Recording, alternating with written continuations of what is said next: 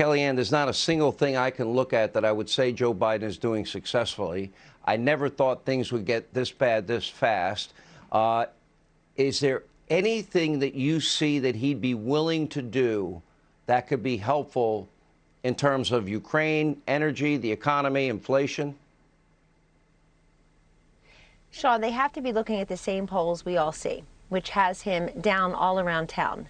As you say, America feels Joe Biden and Kamala Harris literally do nothing well right now. There's no issue where they have a net approval rating on that issue.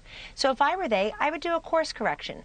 I would have taken the time at the Democratic retreat in Philadelphia to do breakout sessions. Reince and I have been at those Republican retreats. That's what you do. You have one on energy, one on the economy, one on education, one on health care, and you come up with solutions that your party can live with, and you go out and you buck up the American people. Sean, I've never seen a president so unwilling to do that course correction, number one, but number two, so unwilling to channel the pride, the spirit, the resilience, the moxie of America as the American president. It's the Ukrainian president that's been inspiring so many people, the way he's trying to protect and safeguard his country. And our president is making us less secure, making everyday life less affordable, and is worrying people on everything from education to abortion to inflation to immigration.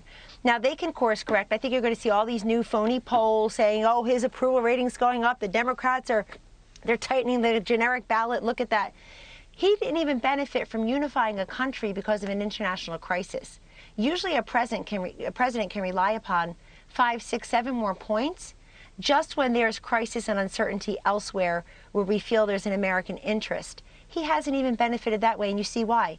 He's yelling at America again from Philadelphia. He's blaming Putin, blaming the rest of us. Don't forget, 40% of the gas hike happened before Putin ever even invaded Ukraine. Don't forget, a couple of months ago, Joe Biden was blaming gas prices and inflation on the supply chain crisis, on the, quote, pent-up demand for post-pandemic travel. You cannot have an American president that has an America Last policy and blames Americans and America for what's going wrong. He needs to step up and reflect the best of who we are.